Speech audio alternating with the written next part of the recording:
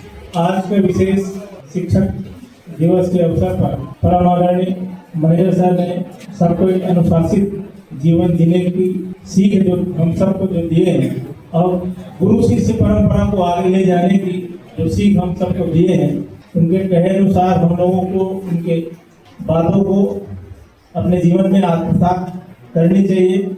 और ऐसा हम लोग सभी प्रतिज्ञा भी लेते हैं कि सब के सब उचित मार्ग में अनुशासन के साथ आने वाले जीवन को अपनाएंगे, ताकि हमारा देश, हमारा समाज, हमारा विद्यालय का नाम आगे बढ़ सके। 60 पीरियड में स्टूडेंट्स जो एक्टिविटी करना चाह रहे थे उसमें बहुत कुछ सफल भी हुए हैं, जिसमें विधान रूप से हमारे शिक्षकों का बहुत योगदान है।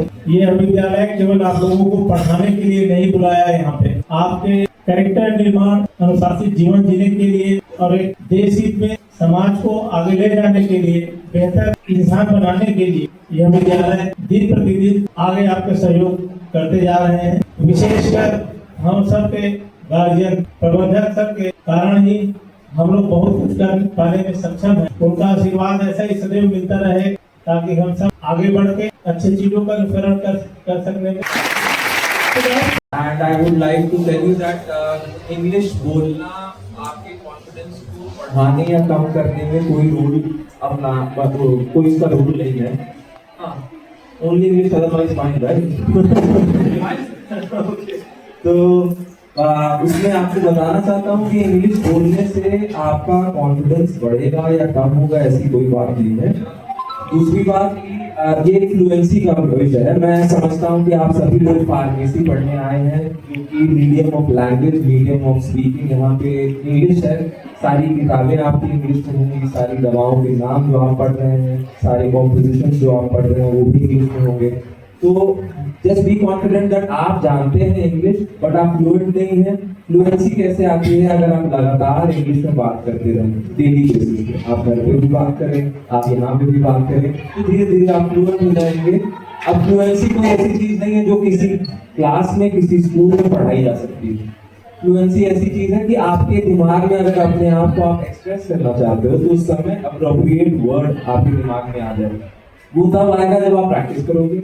और मैं चाहता हूँ, आपकी बात सुन के मुझे ऐसा एहसास हुआ कि आप चाह तो रहे हो कि सब लोग इंग्लिश बढ़िया बोले, लेकिन वो फ्लुएंसी लाने के लिए आपको यहाँ पे बहुत ज्यादा आपस में बात करनी पड़ेगी, ताकि आपको अच्छे से बात कर पाओ। खैर, पहली बात की टीचर्स डे है और आज हम सभी लोग अपने टीचर्स का धन्यवाद देते हैं। मैं इस कॉलेज के सभी टीचर्स को बहुत बहुत दिल से धन्यवाद देता हूँ कि उन लोगों ने इतना अच्छा माहौल बना रखा है,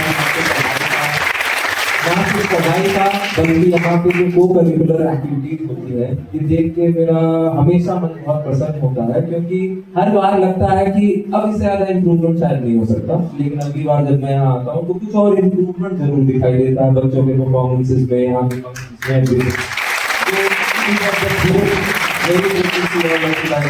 और रही बात टीचर्स डे होने की, तो मैं बताना चाहता हूँ कि मेरे लाइफ में जो टीचर्स हैं, जो मेरे ग्रेजुएशन और पोस्ट ग्रेजुएशन में मेरे साथ रहे, वो आज तक मेरे साथ हैं, कहीं ना कहीं मुझसे जुड़े हुए हैं। मेरी हमेशा उनसे फोन पे बातें होती रहती हैं। वो मुझे अपनी जितनी भी कैपेसिटी है, अब जैसे मैं कॉन्स्टिट्यूशन लॉ LLM का स्टूडेंट था, तो मुझे आज भी अगर कोई बात, जैसे आप देखते हो कि बिल पेपर पास हो रहा है या ये हो रहा है, तो वो सब जो भी बातें नहीं समझ में आती मैं फोन करता हूँ। हालांकि वो मजाक उड़ाते हैं, मैंने अभी तो अब तक नहीं समझ पाया, लेकिन मैं उनसे जरूर पूछता हूँ, मुझे एनलाइटन करते हैं। तो टीचर्स एक लौटे ऐसे लोग हैं जो आपके परिवार के बाद हमेशा आपके हित के लिए, आपका काम, आपकी हित, आपको आगे बढ़ाने के बारे में अगर परिवार के बाद कोई सोचता है तो वो टीचर्स हैं। उनका उसमें कोई स्वार्थ भेद नहीं है। आप यहाँ पे आए हो, पढ़ोगे, फिर आप निकल जाओगे, शायद आप किसी बाहर विदेशी कंपनी में होगी, इंडिया की बड़ी बड़ी कंपनी में होगी, या आपके जो भी बिजनेस प्लान होंगे आप वो कर रहे होंगे, शायद उसके बाद आपकी टीचर्स से मुलाकात नहीं होगी,